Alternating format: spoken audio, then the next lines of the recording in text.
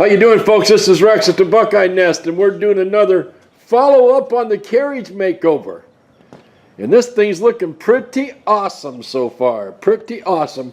Now, you've all seen it when it's in full bloom, and it needed a lot of help then, and it's getting it now, because look at this body. They got it all stripped down to the wood frame. They're going to be adding some fiberglass to it to strengthen it up and make it much prettier as far as the paint job goes. And I don't know how they did it on these wheels, but you've all seen these wheels before, and look at that. They got these wheels sanded down, ready to finish up so they can make them look pretty.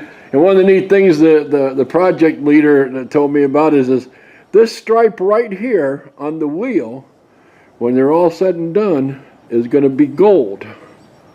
It's kind of hard to see it. Maybe let me get a little closer. There you go.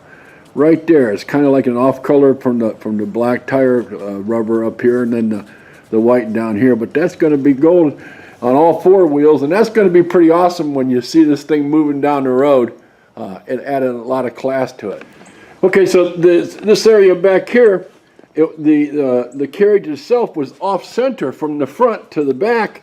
Consequently, when the horse was trying to pull the trailer, it was kind of like dragging the rear end along. It wasn't pulling it like the wheels will roll on the front, and that's may have caused some of this wear and tear on the fenders back here too, to a certain degree. So he's fixing all that. He's going to bring a steel strap over the top of them, and he's already talked with his metalsmith, and they're going to do the best they can to straighten the rear out along with the front. So the new Clydesdale that you're going to train to haul this won't have a problem pulling it.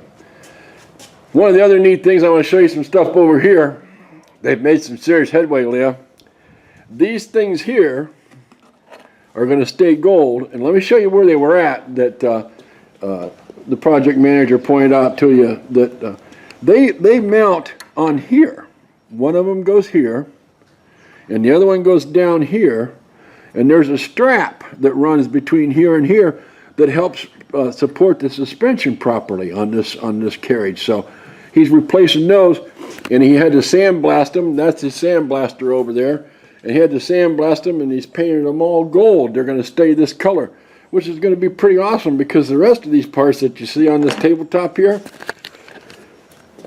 right here and right over here and here, and there's some over there on the floor, are all going to get, those are the parts that's going to get nickel plated. I was probably exaggerating a little bit when I told you in the past about nickel plating all the metal, because I think I said they were going to pull all the metal off and nickel plate it, but no, they're not going to do that. The rest of this stuff is just going to be touched up a little bit, but it's going to stay black, and then when they get the fiberglass on the body here, they'll be able to do a really nice paint job on it, and then you'll have those accents of that stuff over there I was talking about. So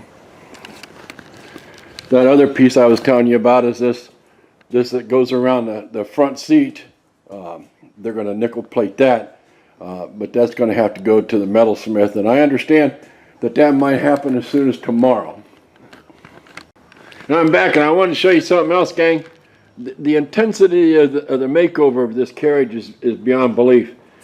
This group of people, they don't want any special recognition, so I find it hard not to mention their names, because they do deserve it, but I won't. But this is one area of the carriage that they actually had to do some major work over on the wood. Here you can see here where the body putty's in there, and they've already sanded that down and refinished some of that all the way down through here, and some parts back here. So the project manager, and I call him the project manager because he doesn't want me to use his name, God bless him, has set this all up so all the accents can be put back on it properly. But the body needed to be puttied at this point, and I'm sure that there's some on the other side too, but that's pretty intense what they're doing here. So okay, I'm back, gang, and we're still out here doing some video on this. These are the seats that was on the carriage, and just so you all know, this is the new color and cloth that's going to go on the seats here. It's going to recover all these seats, but if you can picture this, the visual of this, the body, the carriage on this is going to be tan. So that'll be a nice color there, a nice offset, and do a real nice job on it, along with all the stuff I told you they're going to do to the wheels, and we haven't even begun to touch on all the little neat accents he's going to add to it. Okay, gang, take a look here. Now this is what he's going to put on the floor.